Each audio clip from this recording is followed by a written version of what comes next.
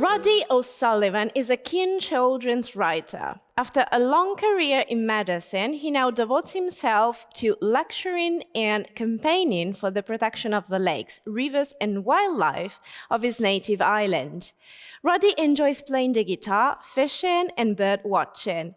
His lifelong interest in past civilization was the inspiration behind his adventure stories for younger readers, which involve the unexpected meetings of today's world with that of the ancients.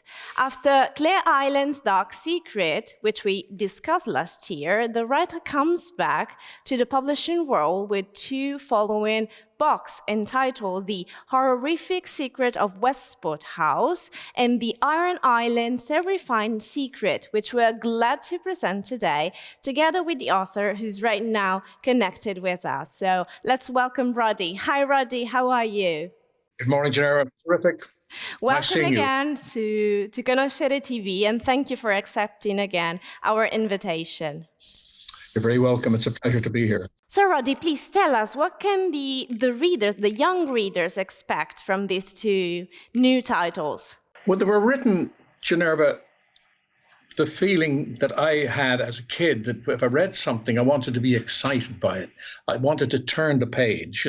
I needed to be sort of hooked and pulled in. And that's what I tried to do with the books. I paint the picture and then the action starts. So I try to keep that running through. And I endeavored to do it with both of the books. And both of them are totally different plot lines, totally different stories. But I think they capture this sort of feeling of adventure that we all had at that age.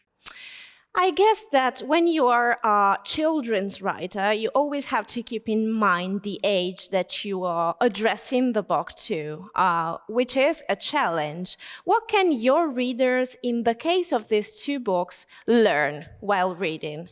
As well as being an adventure story, I won't say I teach. You can't teach children because they resent being spoken down to, or they resent being told things. You have to sort of feed them the stuff gently. And what I try to do is make a lot of the folklore and the ancient history of Ireland relevant and exciting. Because in my days, when you read about ancient Ireland, and my books do, even though they're set in a modern context, they do embrace the ancient world. And the books that I read, they were very dull and they were sort of very, very bland, whereas I tried to make mine a little bit more sparky and exciting. Let's highlight the main themes that we can find throughout these two new adventures. But the main theme is that the hero of the story is a 14-year-old, and he spends the first 11 years of his life in Australia, and then he comes back to Ireland. And when he comes back to Ireland, he's reaching maturity.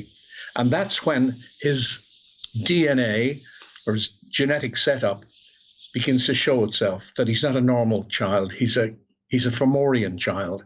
And these people live underneath the islands where he was born. And again, he doesn't know what's wrong with them.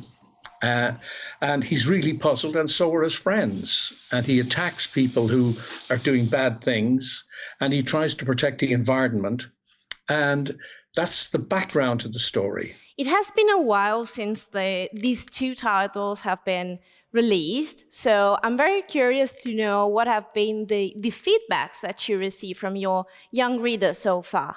Well, it's been very good, because when I went to launch the books in Ireland, I travelled around all the local schools, and I lectured to the children between 9 and 14. And got a great feedback.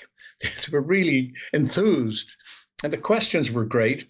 And I was very, very happy with the response. Now, whether that manifests itself in increased sales, I don't know. To tell you the truth, I don't care, because the feedback that I got from the kids, it sets off an inner glow. You start to feel, well, my 10 years writing this, it's got somewhere. And when I was coming back from somewhere in the West, I was crossing the bridge in Westport, and two of the school children I'd been teaching a couple of days before or lecturing to, they just sort of tapped me on the shoulder and said, "Excuse me, sir, we loved your story about the Cyclops." And I looked around and they were gone. They just had run away. And as I watched their retreating backs, I just thought to myself, it's been worth it. So one last question, with more than a question, just a request of mine. As you're able to speak directly to your young readers now, what would you like to tell them? I would like to tell them that reading is very good for you. It's much better than playing computer games, or as I call computer games, chewing gum for the eyes. And I think you get a much better feedback when you use your own brain and you use your own imagination to work out what's happening in the books, rather than sit there like a blob and just be entertained. When you're reading, you are being entertained, but you're also entertaining yourself, and you're also learning in a very subtle way. And it's very hard to explain that to children because they're really too young.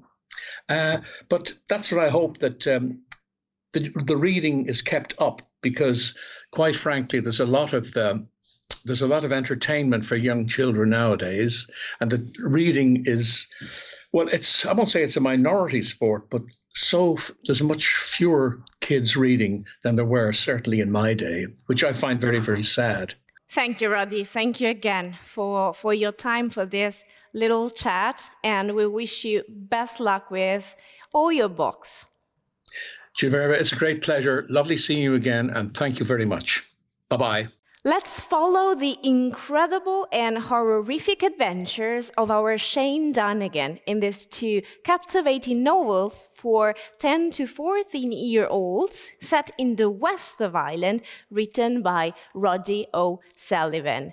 The books are available in bookstores and digital platforms. It's a publication by Eurobox.